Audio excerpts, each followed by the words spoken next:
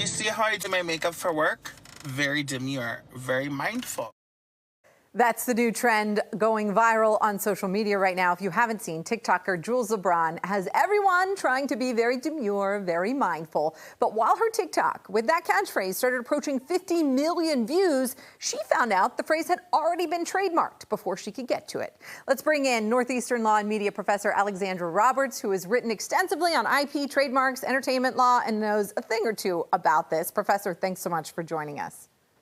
Thanks for having me. So she was told somebody else had already trademarked the issue, but she put it out there, made it go viral, had nearly 50 million views on the video, had everyone on social media talking about it. Does she have any argument here? She absolutely does. And nothing has been trademarked yet. So all that happened is a couple of different people applied to register phrases related to her viral videos as trademarks. But there's a lot left to happen at the USPTO before that actually turns into a registration. So, a few things can happen. The U.S. Patent and Trademark Office can examine those applications and determine that they're not good and they won't register, or those people might not actually start using the marks, so they might not be able to register them because they haven't begun making use yet.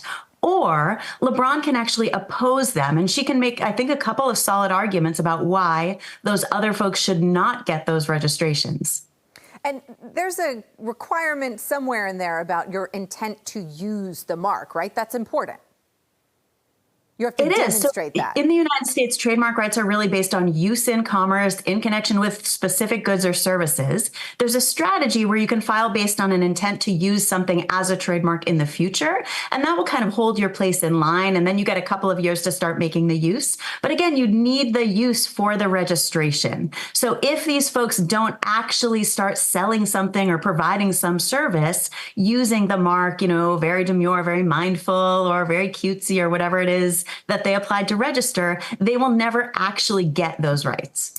Another TikToker and former reality TV star Bethany Frankel suggested that Demure would actually be a good name for a makeup line. Maybe that's where LeBron's going with it. But is it possible that the trademarks could coexist in the world doing different things? Maybe makeup line for one person and something entirely different for the other? Absolutely. So the USPTO will focus on whether there's a likelihood of confusion. So will consumers be confused if the same mark or a similar mark is being used for different things? And of course, the same term can be a trademark for different things. We've got Delta Airlines and Delta Faucets, Dove Chocolate and Dove Soap. So let's say LeBron applies to register very demure, very mindful for cosmetics. And then we have this other applicant who filed this week, Almandia White. She applied for always demure and very mindful for shirts and hats. We can imagine that those things can coexist and that consumers can just accept that these are different trademarks for different stuff, indicating different sources for the products. More often these days, folks can catch lightning in a bottle with a single TikTok. People with just a few hundred followers can launch a video that, like LeBron's, gets tens of millions of views and takes off and has a life of its own and has people creatively expressing themselves through whatever the original idea is and really is inspiring. But it also means that those people maybe have a moment, a platform where they can create something worth trademarking. And in this new world of social media, it seems more likely and it happens more often. So what should people know if they do happen to catch lightning in a bottle like this? It sounds like you don't have to rush to the trademark office because you can make your own argument, but what are things they should be thinking about if they happen to get there? Sure. This is not exactly what trademark law is for, right? Trademark law is supposed to be about stuff you sell and services you provide. But when you have this kind of viral moment and you want to capitalize it and you want to see if you can turn it into a business, it can make sense to act quickly, right? Once you have the trademark and the specific plan to use it and you know what it is that you want to sell, what the goods and services are, you can go ahead and file the application. You don't need a lawyer to do that. And it only costs $250 per class. So kind of the category of goods or services.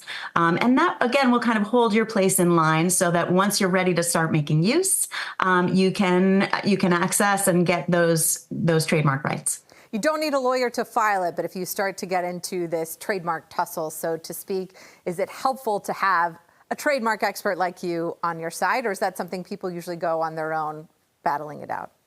No, it absolutely is helpful. Once you get into an opposition or any kind of pushback from the USPTO, any kind of office action or refusal, you will want a trademark lawyer who knows how to work with the USPTO and respond accordingly and make sure that you're able to achieve what you want to achieve. Well, thank you for being our very own trademark lawyer here on the show. Professor Alexandra Roberts, thanks for joining us. My pleasure.